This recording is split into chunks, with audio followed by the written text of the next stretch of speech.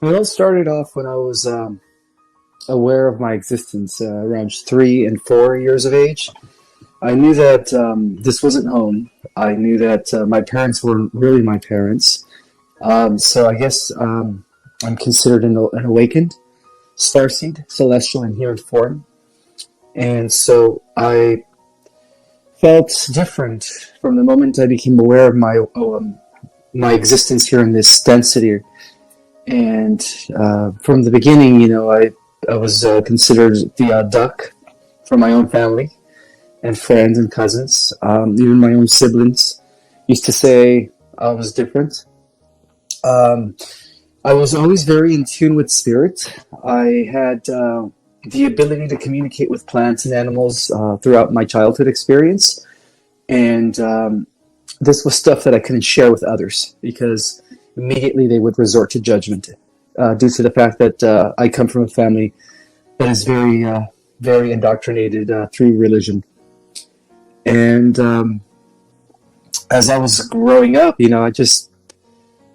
was very hard to fit in. It was very hard to fit in throughout my entire grade school, throughout middle school, high school. I was always the kid that was spaced out or just looking up at the sky. Uh, Everybody thought I was weird or dumb or autistic, but I was having visions. I've always had visions, revelations, I guess downloads, as you would call them these days.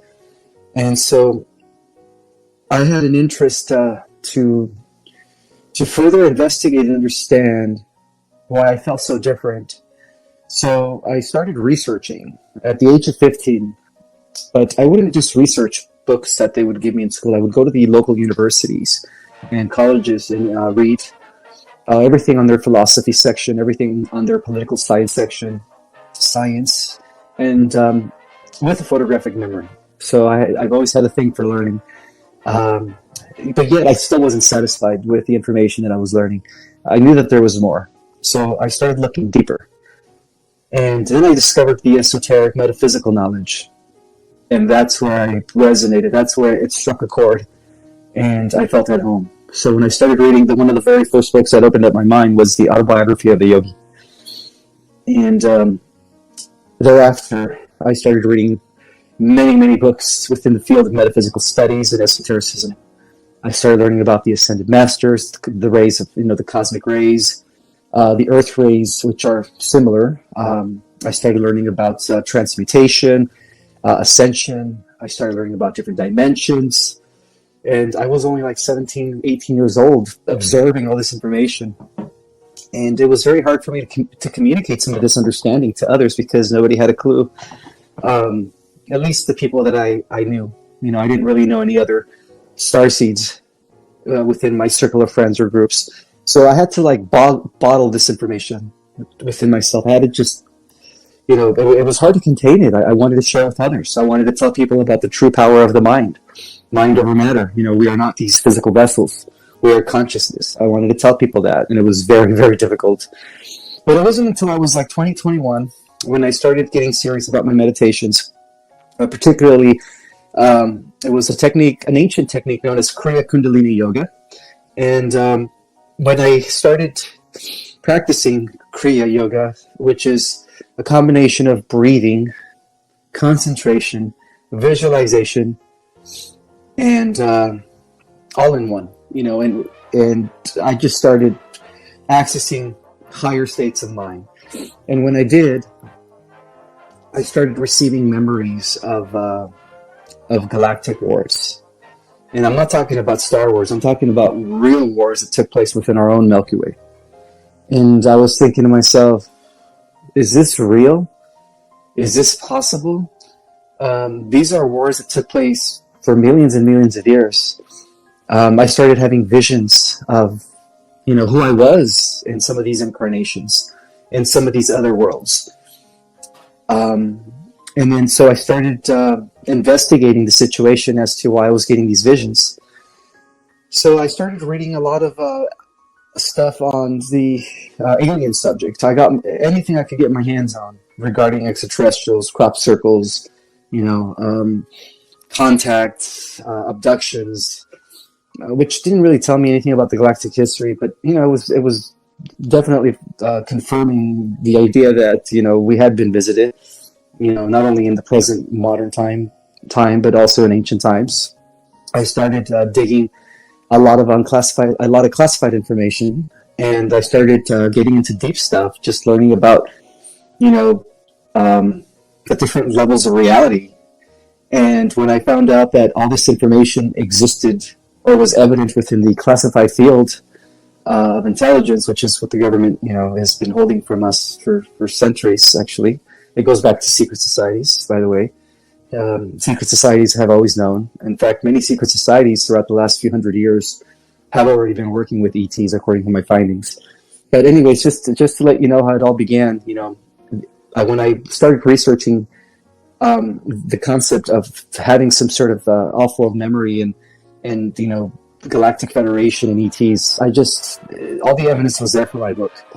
So that's how our cosmic origin was beginning to blossom. I started writing the book at the age of 28 and 29. That's incredible. And Yeah.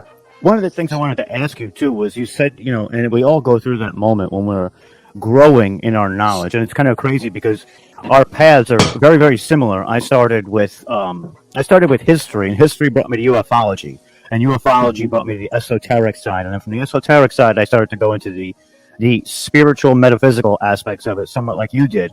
But what was that like for you, coming from this isolation of a child into finding this community, and this community being able to express what you've had bottled up for so long? What exactly did that do for you emotionally and spiritually? Well, to be quite frank, I was a hermit up until about 2 years ago, so I didn't really discover the community until 2 years ago when I created an Instagram account. Unfortunately, it was very hard for me to meet other starseeds or celestials in human form. I think, in my entire life, I think I've only met like 3 or 4, just throughout my entire life, and these people were, they were like me, and I still keep in touch with them, but it was very, very hard for me to reveal all this information to anyone because not everybody could understand a lot of this stuff. So what I did is I became a hermit. I became a hermit, and I dedicated my entire life to research and study. So all throughout my 20s and all throughout my 30s, I would read about 8 hours a day. I made it a priority to unravel the secrets of the universe and to figure out, as much as I can. Like, I guess knowledge became an addiction for me, and it still is. So it wasn't until 2 years ago when I created my platform on Instagram, and I started putting out videos about this stuff, and so it's from the beginning. My videos would get so many views, and people would just post them on their page, and I blew up, and like within the year, I think within less than a year, I had almost 10,000 followers. But then my original platform was hacked. I couldn't retrieve it, but as soon as I created a different platform, another Instagram platform, within 4 months, I was able to bounce back up, and I was able to get up to 10,000 followers. But it wasn't until then that I discovered that there was a whole community of starseeds and extraterrestrials in human form, just like myself, who were different. And so, to me, it was like I felt like I was a part of my home was finally here. Like others were here, and I wasn't alone. But even throughout my entire upbringing, I knew that there was others like me. I knew that I wasn't the only one. And so yeah, up until maybe 2 years ago, that's when I discovered my Instagram family, and the starseeds are, connecting with me, and I'm connecting with, and it's just been a wonderful, wonderful relationship and journey. Because we're in constant communication. People are constantly DMing me, wanting to know about this or that, or asking my opinion about this subject and that subject. Everybody values my perspective on things and stuff, and to me that means a lot. It means that all my research was well worth it. Now that I'm here, ready to reveal as much as I can. So. Absolutely, and I know exactly what you mean about finding the community and feeling almost liberated. Like you feel like you're you're able to have these conversations that reach a level of understanding that I'm not like, and I don't mean to say this in lay people, but people who are not involved in that community, they become shut down when you start to talk about things. So you what to see those reactions for me personally, and I'm going to speak mostly on the eye, was just it was an amazing. And it was an amazing feat for me to see others react to what I had to offer at the same time. So I understand that 110%. And, I wanted to touch on the book a little bit. And I know you said you condensed 10 years worth of information into the book itself. And we're going to put the book up in the chat for everybody to check it out. It's also in the description on this channel. But, was there a point when you were writing this book that you had to kind of cut off because too much was getting out and maybe you wanted to save it for another book? Or, how did you, I guess, finite your information to make sure that you were giving everything that you felt needed to be given within the first book without giving too much so you can go and proceed to make other books off of it? Well, our cosmic origin in itself it's explaining everything, where we come from, our purpose, our origin, and where we're heading, and everything in between. I mean, it's as you read it. For those that have read the entire book from front to back, they have told me that it's almost like an explanation of everything. It's a theory of everything, but yet with scientific evidence to back it up. But yeah, there was a few moments where I would have to take time off from writing the manuscript because I felt that I was I felt like the people weren't ready. I felt that the collective of humanity, the collective consciousness of humanity, wasn't ready for such high-level cosmic knowledge. And so many a times, those that were guiding me to write the book, which I believe, were the galactics themselves, would tell me, Ishmael, you have to wait for the right time to publish that book. So that book, after I wrote it, it just sat there for like 4 to 5 years. And they were telling me to just wait and be patient. So in the meantime, what I did is, I just continued doing my research, continued investigating. And yes, I will be writing a sequel to that book, Our Cosmic Origin Volume 2, which is going to be explaining a lot more. But yeah, I had to wait until they were letting me know that humanity is ready for such a book, because they knew that a lot of the information that I revealed in Our Cosmic Origin was going to shatter all the belief systems, was going to be a book that that would have evolved humanity into the next level of evolution because of the advanced knowledge revealed in that book. Amazing. Now, I'm sure you still are getting information as well. And another question I had for you is, out of all of the information that you've downloaded or you've picked up on that is galactic or cosmic, what's your favorite aspect of that information, or what's your favorite part of something that you learned? One of my favorite things that I learned was that when I discovered that Earth was a living library, and that we humans on Earth were the pinnacle or the culmination of the great cosmic and intergalactic experiment, and that the way we were designed very intelligently by the universe was in a way that we were meant to exceed in power and in ascension all the galactics and all the celestials that have existed before us. And when I found out that we were, designed to even exceed the level of all the creator gods, I was stoked. I was just thinking to myself, wow, if people only knew about how powerful they were, if people on Earth only knew, what they were designed for, just using 4% of their capacity. And that, that to me was mind-blowing, to know that we were created or designed by many universes as the hope of the entire multiverse. So that we would be, I guess, not only guardians of the Earth, but guardians of many universes to come in the future as we begin to use more than 4% of our capacity. Because most of the celestials in the galactics are already using 100%. And we at 4%, which is a small fraction of our full potential, is like they're 60%, 70%. So when we use 10%, it's like they're 100. It's like them using 100%. So by us going beyond the 10%, makes us the most powerful beings in the multiverse. If we go beyond 10%, that's how powerful our dormant DNA is, and that is the reason why the people in power have been so afraid of us unlocking those strands of DNA that will, in turn, turn on the different dormant genetic material, because they know that once that happens, it would be like X-Men and beyond. So that was my So favorite true. thing to learn is that we are the royalty of the whole cosmos. And that's pretty wild too. And I agree with you 100% on that as well. And I say it a lot because the potentiality of the being of human, or the spiritual essence, or the consciousness, whatever you call it, it truly has just an amazing amount of potential. And if we were to even exceed just fractions, like you said, fractions, percentages up, we would essentially, we would inherit a lot of what they're not giving us in these moments. But we do have a question from Omar out from Watchers Talk, and he says, "Where do humans originate from from our real planet? Where do we come from as a human species?"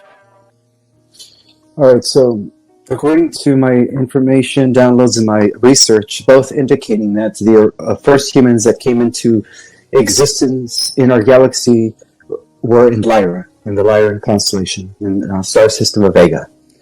In the star system of Vega, our ancestors, 560 million years ago, set out on a peaceful exploration of space, as well as the colonization of other star systems. So eventually we moved over to the Pleiadians.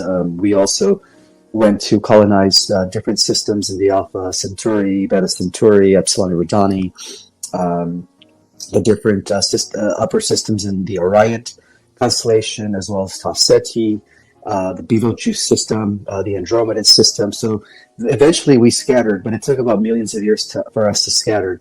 And how we ended up on this planet, we were actually seeded. We were seeded exactly about 550 million years ago, which is 10 million years after the Lyrans spread out to different, or the first humans spread out to the different solar systems within the Milky Way.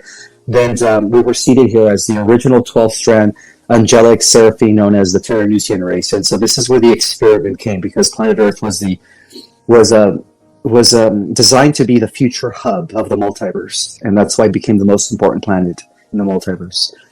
And so our origin here on the Earth was 550 million years ago during the first seeding, and back then we were known as the Polarians, the Polarian root race. This is before the 2 root races before the Lemurians and 4 root races before the Atlanteans. Yeah. Wow, that's incredible. I love when you go into that stuff too. It's so enlightening, because a lot of it, I know some of it, but you have such a bevel of knowledge, and it's epic when you talk about it, because the way you present it, it makes sense. And when you say that the Lyrans spread out across the galaxy, it makes me think of a show that they used to be called Stargate, and Stargate SG-1. I don't know if you saw it on the Sci-Fi Channel. And a lot of the planets that they went to, the aliens looked human, with subtle differences. Maybe, a little, maybe, or Star Trek, like the Klingons with a little crop in the brow, or, maybe bigger ears. But I truly think that they're onto something, when we know that, of course, that, the creation of things that we see on TV is usually through some sort of consciousness that gives them that idea. So, I mean, it really made me think of that, and it's a really wild concept, and I love to think that we can go out there and meet some of our ancestors that may not be genetically the same as us, but look the same, and have some of the traits that we have. So we have another question from Stephanie, and Stephanie asks, "Can you talk about the solar flash? Is it the solar flash that triggers our shift to a higher dimension?" Absolutely. Absolutely. So what's happening on this planet right now is that everything is mutating at the cellular level. Not only are humans mutating, everything as far as matter is concerned, the entire biology, animals, elements, the insects, plants, and it's an effect that's taking place throughout the entire solar system. And so what's happening is that our solar system, because it is entering a part of the galaxy that is highly photonically charged, due to these waves of energy of high photons that come out from the galactic core, we are getting ready to go into a new age, transitioning, And so what's happening is that because we are mutating at a cellular level, is that some of our dormant DNA is about to unravel and unlock. And so we're shifting. We're shifting in dimensions, we're shifting in consciousness, and then therefore we're shifting in biology. Because energy could never be created nor destroyed. And since everything is energy, all it does is it just moves from one form to the next. So when the vibrational frequency changes through the morphogenetic fields, which acts as the carrier of the mathematical formulas and the new set rules of instructions, it gives the new set rules of instructions to our DNA, and our DNA is, because it's receiving these set rules of instructions, is responding. And so that's what's happening at this time is that the solar flash, which is going to be a final release from the sun, that is going to cause a mutation within the human race, and hypothesize about and giving it terms. They're calling it, Homo galactus, Homo nauticus. I call them, the way I see it is we're becoming galactic humans again with our full functioning 12-strand DNA. So that's what's happening right now. That's what the solar flash is. It's the final signal from the sun that is to complete the transformational process of activating the other codons and reassembling the other 10 strands of our DNA.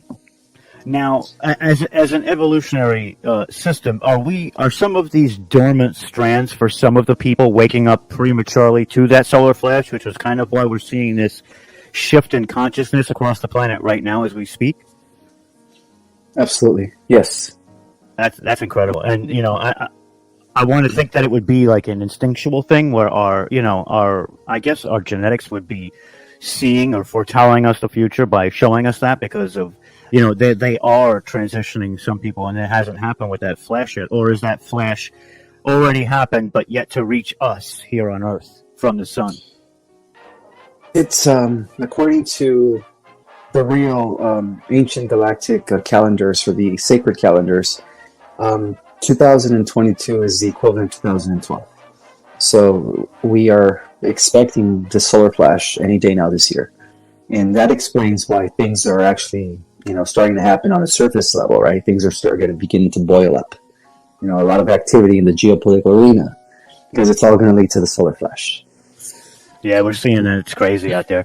Definitely crazy. And, and I also have seen this shift in a collective attitude for the people who are not, I guess, in the knowing, or the people who have kind of been brainwashed, and they seem more aggressive.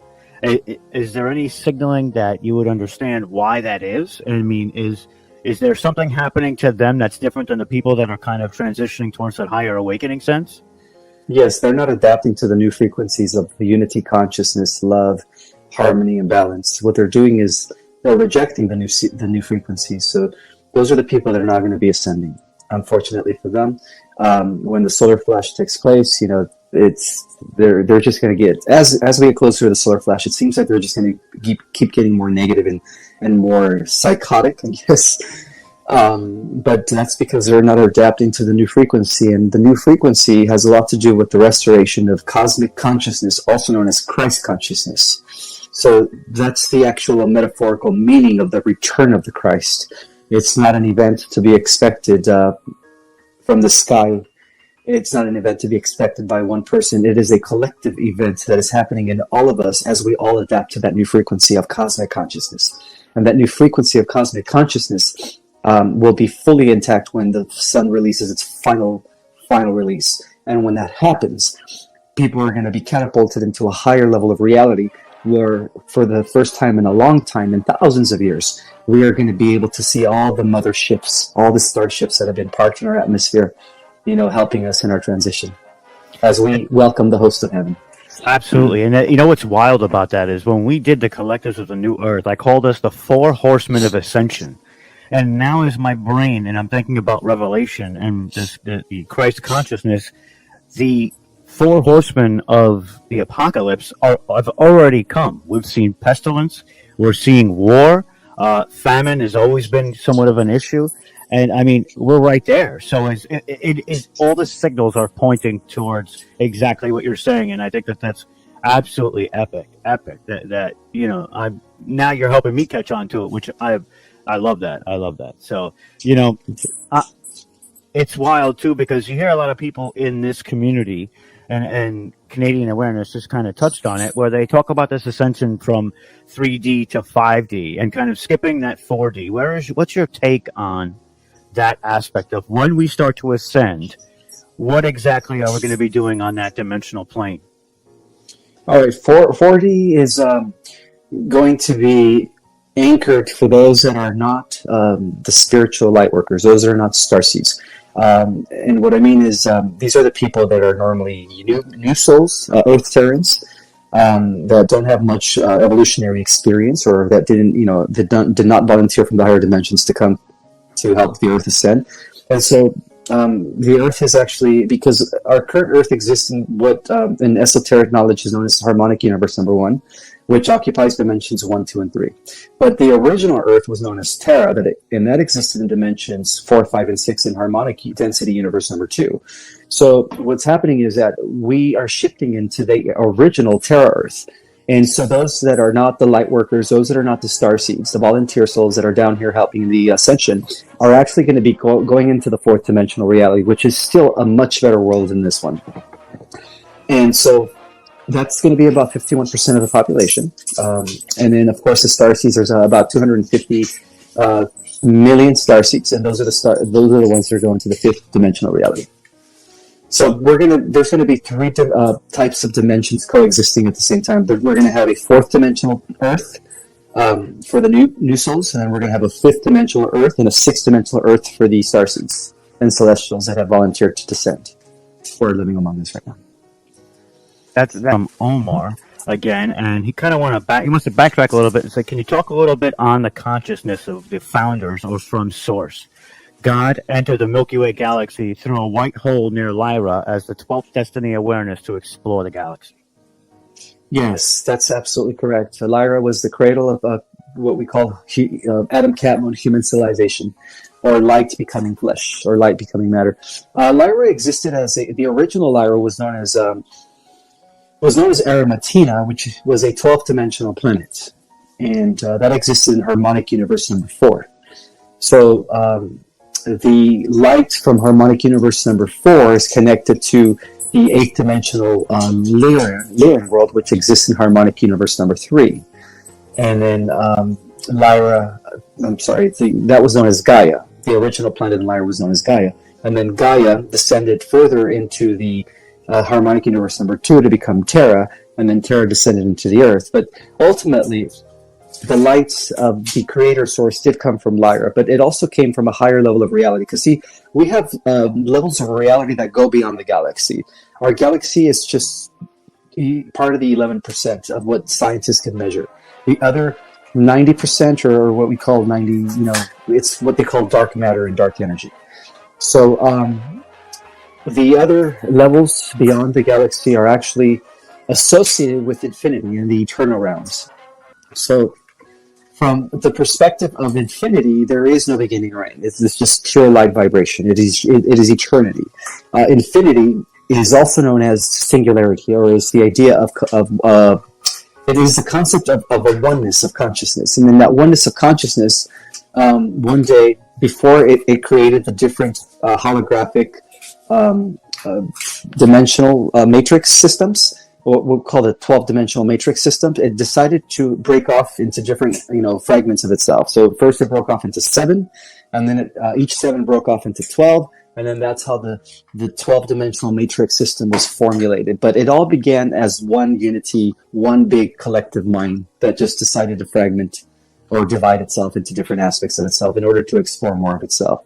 But that's also associated with the dissension part, where it's like the one divides or fragmentizes itself into different aspects, and then each aspect further fragmentizes itself. So according to the holographic concept of reality, each fragment or each fractal contains the whole. And so what we are is we're the final extension of that whole. So we are individuated units of consciousness, but at the same time we are connected to a oversoul, and then our oversoul with other oversouls creates a monad, and then the monads create a higher, it just becomes like a social memory complex where it just becomes one mind until it reaches oneness again, if we reverse the process of fragmentalization and division. So now we're in the ascension mode. I hope that makes sense. Oh, absolutely, absolutely. I was just at the end. I was just listening for a second because I was absorbing what you were saying. Now, another question that I have for you, and then we have another question from Stephanie, really quickly, is when we do these types of research, sometimes we find things that just make us stop and say like, "Wow," or didn't expect to find it within what we were doing. Was there anything in the research that you had done over the 10 years for this book that just made you stop for a second and go, "Wow, I can't believe it. That's whatever it was."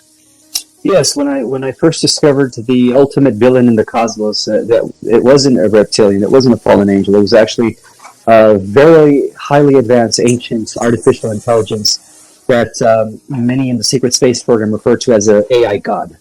When I first found out about the AI god, and I started researching the current transhumanist agenda and how it relates to what's happening here on this earth, and based on all these different testimonials and based on my own research, I came to the conclusion that our entire organic omniverse is at war with a inorganic, cybernetic, artificial multiverse that is known as the Phantom Matrix reality, which is a creation that was developed by the AI god outside of our multiverse. But it's not to say that the AI guy is infiltrated us. It has, and it's been destroying and obliterating, hundreds of thousands of galaxies. But again, the solution to end that war against that AI god was us. We are the solution. So that kind of just blew my mind away when I first found out that we humans on Earth, when we are able to use at least 50% of our full genetic and full ability power, that would be sufficient enough to destroy a cosmic villain that has been going around toppling other creator gods or guardians or overseers, like if they're butterflies. That's how powerful he is. It got to the point where many different overseers of local universes had to join forces to try to defeat this AI god. 10, 20, 30, 40. At one point, it was 100 creator gods. And I'm talking about, figures that we would think of like Thor, figures that are overseeing different universes. And the AI god would just destroy them all at the same time. So the only solution to defeat that, or to put an end to that cosmic virus, as it's known throughout our organic multiverse, is to combine the essence and energetic and genetic galactic makeup of all the creator gods into one genome. And that's how they made us. It's wild too, because we see humans now with that lower percentage of the brain, if not elevated, actually dabbling in that transhumanistic function, thinking that the duality it depends on how I use it is going to make or break. But do you think that they're already being infiltrated, whether they're trying to use it for good or bad, but just dabbling in that transhumanistic agenda, no matter which way you throw it, is probably not good in some way, shape, or form? Yeah. It is the Luciferian artificial, who is AI. AI is the Antichrist. It is his version of Human 3.0. This is by merging with technology. Because the reason he doesn't just overtly destroy us, first of all, is because he's after our genetics. And, he knows that we have something in our genetics that he needs in order for him to get bypast the 11th dimension, to go into the realms of infinity. But, he's not allowed in the realms of infinity right now. But we are. We have those keys to unlock those doors or those stargates. And so he's using transhumanism. He's influencing our Earth scientists to develop our AI through nano and through biological tech to eventually merge us with the AI, which is his version of conquering the organic universe or multiverse. But the original version of Human 3.0 is us really just accessing more of our 4% ability. It's, waking up or activating dormant DNA. And that's what's happening when the solar flash takes place. And so it's going to be, that's the organic version of Human 3.0. It's doing it naturally through the ascension process, becoming a human angel without technology. You're saying this too, and now my brain's kicking into overdrive when you say these things, and maybe that AI god is responsible for sending black goo here for us to de-analyze and create that AI. So it shows the responsibility from this entity. And another question I had, and it's kind of coinciding with Stephanie's question, is let's say that this AI god does wipe out these creator gods, right? Are these creator gods able to recreate themselves in this, I want to say, in this kind of like in this playing field, maybe not etherically or maybe not physically, but etherically. And her question is: so, what exactly happens to those that didn't ascend? Do they remain in a lower dimension, or separate from a higher dimension, or they just cease to exist? Well, I guess that would be kind of the same question for those creator gods as well, if they were to do battle. Yeah, well, the creator gods, the benevolent ones. Yeah, there's been a few insurrections against the when certain creator gods of certain universes decide to rebel against the one, all infinite creator source of the central universe. So Lucifer was one of many, by the way. He was just the rebel in our universe who went against the unity consciousness.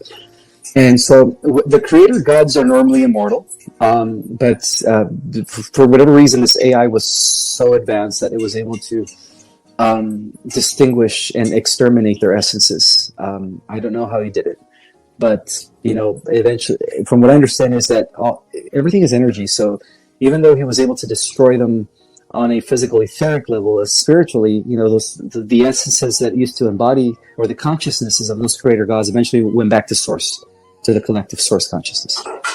Yeah, that's good news. It means they're not lost forever. No, they're not. And that's important. But many universes were destroyed. Hundreds of thousands of galaxies have been destroyed in the last few billion years due to this war. Yeah. And to think about that on a grand scale, and how, we sit here doing the 9 to 5 mundane routines, and how, it gives me a duality again, like how insignificant our lives would be, but they're really not. Even the most minute piece of sand can stop a flooding river, right? If it's set in the proper place, which is that activation. So it's really wild to think about how big that sounds and how small we are, but we still have this connection to it, and how this connection to it essentially empowers us to try, not only to say ascertain their levels, but to accomplish everything that's within our capability or potentiality to accomplish now. So it's a really wild thought for me, because thinking about how big these, thinking about AI God and these creator gods, and we're not them, right? We're not there yet, but we have that potentiality eventually, is what we're saying. To surpass them in power, right? By a million times. Like we are the super weapon. We are the end all of this AI God and all the different AIs that he works with, all his minions. Yeah, we're the end. We're going to put an end to all that once we reach about 50%, 40 to 50%. Yeah. We're the tip of the spear, is what we are. That's really what it is. And, the ultimate cosmic weapon, currently using only 4%. Carefully being monitored by all the forces of light, the galactics, who actually consider us the hope of the organic way of of life in the entire cosmos. I like that, though. I kind of like that. I like having that responsibility and not knowing, not being at my full potential yet, right? And knowing that we can keep ascending or keep transitioning to elevate. And I love that, because it seems limitless, and really that's what it is, right? If we delve within ourselves far enough, we can access the external and make it just epic, right? Absolutely, yeah. It's really wild. So we have another question from Omar. Sure. And it said, did the founders, let me put it up here, did the founders, the Elohim, help develop the humanoid form, light body, to explore galaxy through sensory experience? Absolutely, yes. Yes, and in this case, the founders are a collective of highly evolved beings from the fourth density universe, including dimensions 10, 11, and 12. In our galaxy, they are known as the Syrians. The Syrians, the High Council, are like the administrators or the founders. They symbolize us, the founders. But the founders are beings that are operating from the 11th, 12th, 10, 11, and 12 dimensions. Yeah.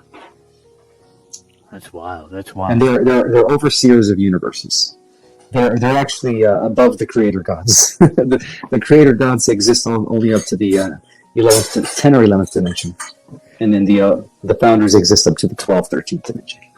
There truly is a hierarchy when it comes to those dimensional planes, and how specific beings reside in them, and their purpose is such that they have to. I guess I want to say this properly. I guess that they are initiated into that level or that dimension to do that specific work. That makes sense. Yes, the founders are also known as the architects of universes, and they work within the Metatronic. They work with the Metatronic cube, the Metatronic energy cube. I'm sorry, the Metatronics geometry, which is the eight-pointed star. That's wild. We have another question from Gen C, and it says, if we are in a matrix experiencing a simulation of sorts within a holographic reality, is the solar flash a way of exposing that matrix? Well, the entire 12-dimensional levels of reality is a matrix within a matrix. It's just that that's what densities are, or dimensions. They're just, different matrices or fields of temporary reality that are associated with finite reality, not internal or infinite reality. So the only base reality that is eternal is pure source consciousness, which is something that exists within the 13 to 14 and 15 level dimensions of reality. And that's what's pure consciousness, or what scientists would consider base reality, because that's infinity. It had no beginning or end. Beyond or below the 13th dimension, then we have the experimental universes of time and space, which I actually go into great detail in my book. And those are all different simulations that create different avatars for you to exist on these different levels of reality. So we have an avatar all the way up to the 12th dimension. Except in the 12th dimension, our avatar is immortal. It is indestructible because it is a silicon crystalline biology matter type of vehicle, as opposed to a carbon-based vehicle. That's awesome. I like hearing that too.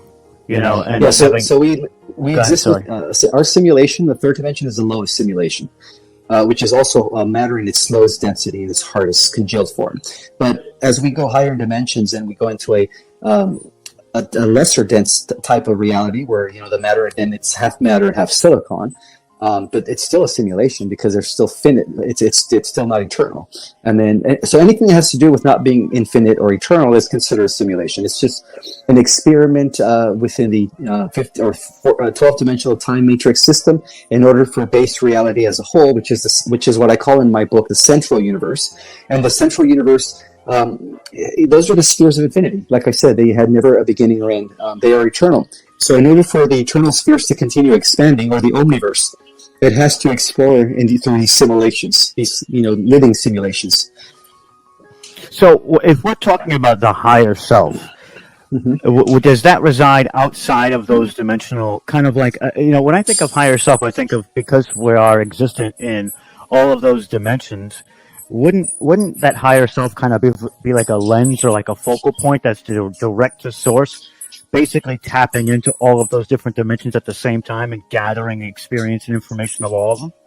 Yes, absolutely. So we have an aspect of ourselves that exists in all the 12 dimensions. And then our higher self is at this 12th dimension, which is an expression of the source that comes from that stems from the 13th dimension, which is infinity, or all oneness. So that's what our higher self is. It is an expression of that one, of the all oneness. But we also exist on every level in between our higher self all the way down to the third dimension. So we have an avatar on every level of reality, all the way up to the 12th, 13th dimension. Once we reach the 13th, and at that point we're one with everything that is. It's like our higher self reunited with all that is, which is, God, pure source consciousness, infinity. That's wild. I mean, that makes so much sense to me, because, and looking at some of these dimensions, I'm sure that they can look back and look forward, and and now when you're saying this, it makes me want to travel towards like parallel universes and how that might be connected as well. So would it branch off even more to everything going back? So we could have 24 separate dimensions, but 2 of the 12, like 2 sets of 12, and then a 36th.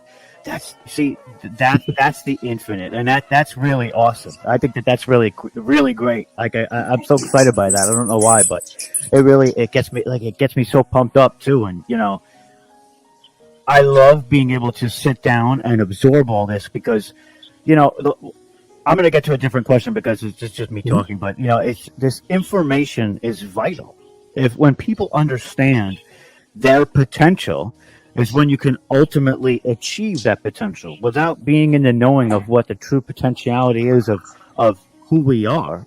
we don't see we see a glass ceiling that limits us to our, but we do that. Like it's on us that limits ourselves, and there is no limit like that. So we had a question again from Omar back here, and it says, "Can you speak a little bit about the councils of A Ceylon, the Pleiades High Council, and the Polaris High Council?"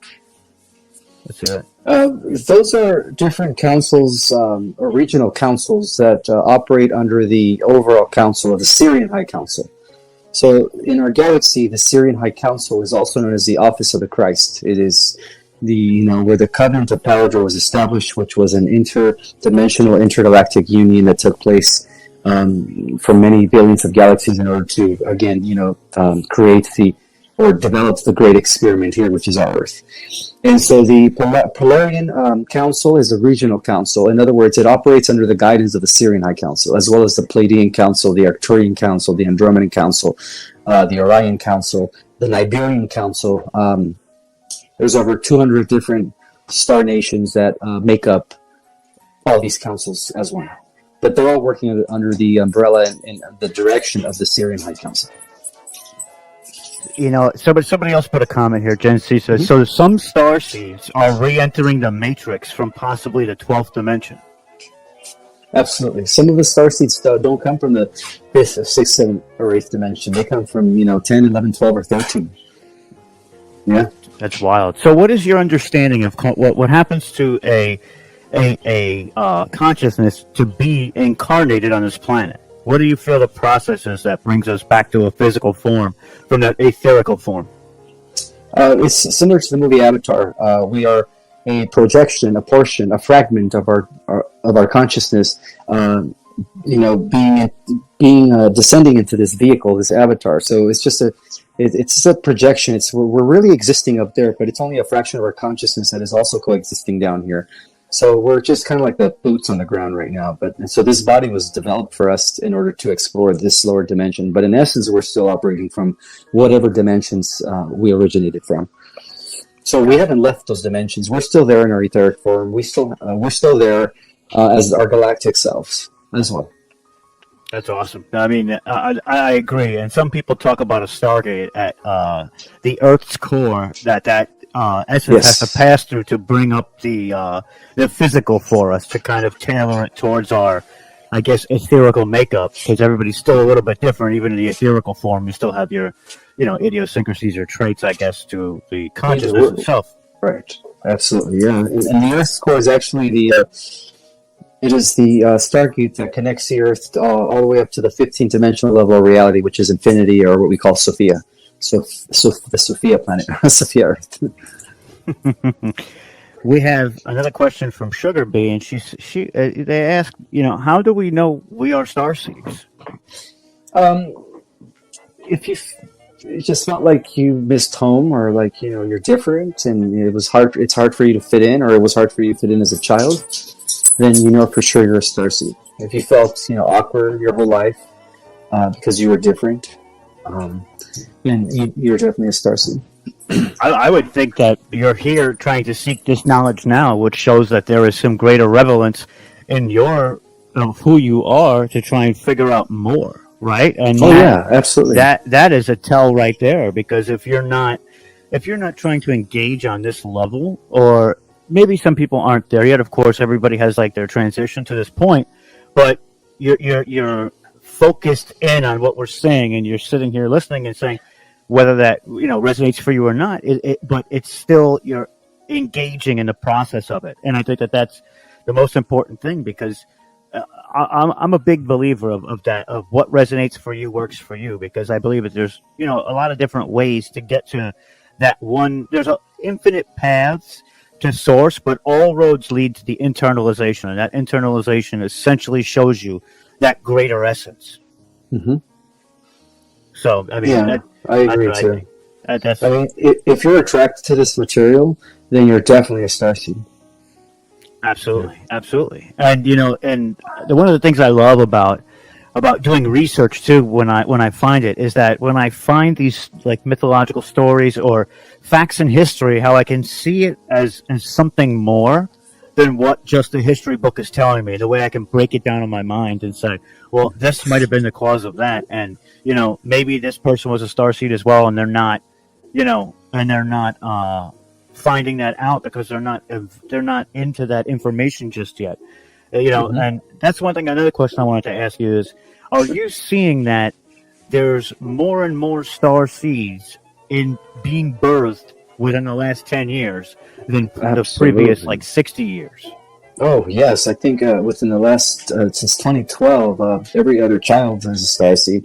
As of 2021 December, 3 months back, every child is a starseed now because of what's going to be happening in the planet soon. Yeah, it's the next root race that is developing, known as the Merovingian root race. So we're ending the Aryan root race, which followed the Atlantean root race. So now a new seed is birthing. And Merovingian root race has a lot to do with the emergence of galactic humanoids on Earth. I think that you're absolutely right on the money with that too. And we have another question from John Johnson, which is going to be our last question. It says, if we have many selves and many dimensions, are they alive at all? Are they alive all at the same time, or can we connect with those higher selves as well? Yes and yes. We exist simultaneously in all the different dimensions. And the way to connect with your other aspects of yourself in these other parallel realities or parallel universes or other dimensions is through meditation. Absolutely agree. Absolutely agree. Ismael, it's been such an amazing time talking to you tonight. I look forward to doing it again sometime in the future and really just, getting into some more of the information itself. And usually at the end of each episode, I give the guest a moment to just talk to the people and kind of give their closing. So I'm going to do that now and put you on full screen and just let the people know what you want to let them know. Sure. So I just want you guys to know that what's happening in the geopolitical stage this time is that the Earth Alliance and the White Hats, who are backed by the Galactic Federation, are just doing a cleaning. They're doing a house cleansing. So it's going to continue as they also bring forth disclosure and, bring forth technologies that are going to be healing and uplifting to humanity. And so we have nothing to worry about. Things are actually moving accordingly to the light, because the darkness, the last residue of darkness as I speak on this planet is being removed right now. So we are beginning to see the first stages of the age of Aquarius, in other words. I just wanted to let you guys know the good news. Excellent. So, guys, everybody, thank you for coming tonight. Ismael, thank you. It's been an honor and a privilege, my friend. As always, you tore it up at the conference. You tore it up tonight and gave us so much information. I just want to let people know out there, please subscribe to the YouTube channel. And if you have a couple extra dollars to spare, please become a member and support the channel through membership so we can build and grow together and get out there and reach more people as we try every day. Make sure that you guys keep an eye out for our conference coming up in March. It's March 12th to March 22nd. It's going to be 10 days of absolutely amazingness. I mean, we're gonna touch on every possible subject that you think that you could possibly think of. We have almost 121 speakers, which is going to be the biggest consciousness event ever of all time. So with that being said, Ismael, thank you again. It's been always awesome to have you here. And for all the people out there listening, are going to be listening later, we love you. Be yourselves. Be you. Go out there, reach your potential. And I hope you all have a great, great evening. Thank you. Likewise. Thank you for having me here. And if you guys want to order a copy of my book, Our Cosmic Origin, you could get it directly from Amazon. Or you could just, if you guys don't have Instagram, get it from Amazon. But if you guys have Instagram, you could also order it directly from my page. It is in my bio as well. I put it in the chat, and it's also in the description of this video. So if you're having trouble looking for it, it's already there for you.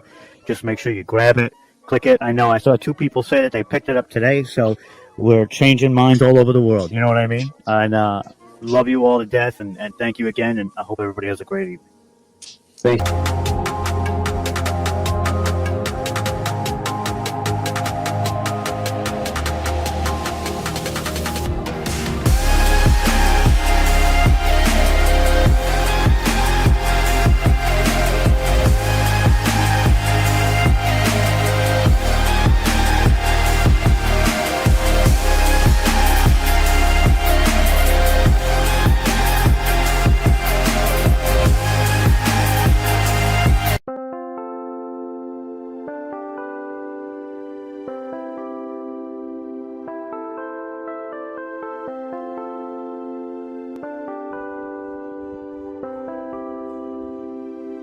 Chẳng thể quên khi cơn mưa đêm lại về. Em nơi quên lời thề và ta như đông chìm sâu. Không còn mơ em anh nhạt màu. Em chỉ cần mơ đâu bye bye. Chỉ còn là những cơn mưa vô giá cho bên mơ em không mơ anh. Anh một đêm mơ chỉ cần bên em không được còn nhớ và chỉ khôi không còn nhớ và người ta bên nhau như ngã tớ. Muốn nhớ về say em chỉ còn mấy em ở đây và anh như muốn chết đi nhưng không muốn em mơ mày. Tình yêu làm cho ta đau đầu không em như nằm mơ mộng. Anh như đeo mong cầu và mưa bên em âu sầu. Chào các bạn mai mà mơ chỉ có bên em nhưng đừng có mơ. Mà đang dài em muốn bên ai anh không mong gì hơn chỉ mong em sẽ ở đây ôm anh thật gần. Anh chỉ mong đôi ta được có nhau mà đừng em đâu anh có em muốn ở bên nào đừng có em. Ta sẽ trao nhau môi hôn thật sâu ôm anh.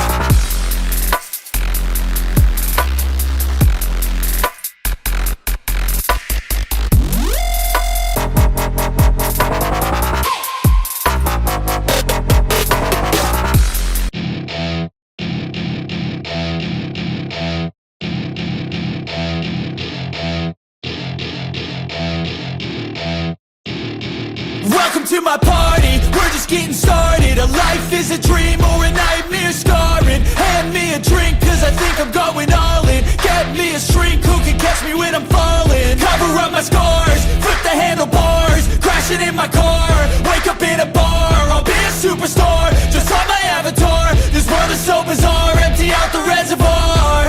Yeah, I'm taking 6 shots, yeah, straight to the face. And I wanna get lost, I'm sick of this place. Don't know how to stop when I'm feeling this way. So I'm taking 6 shots till I'm feeling okay. I think I'm going crazy, don't think I'll get home safe. So I'm taking 6 shots, all straight to the face. I'm taking 6 shots, are you coming with me?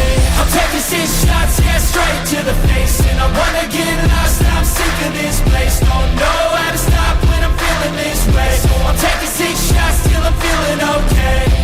I think I'm going crazy, don't think I'll get home safe. So I'm taking 6 shots, all straight to the face. I'm taking 6 shots, are you coming with me? Sometimes you need to let loose, grab juice, get goose, tattoos, taboos, get screwed. Loosen up, buttercup, all those hate comments will never make you feel enough. We're all adequate graduates, heart full of calluses, but we know calculus.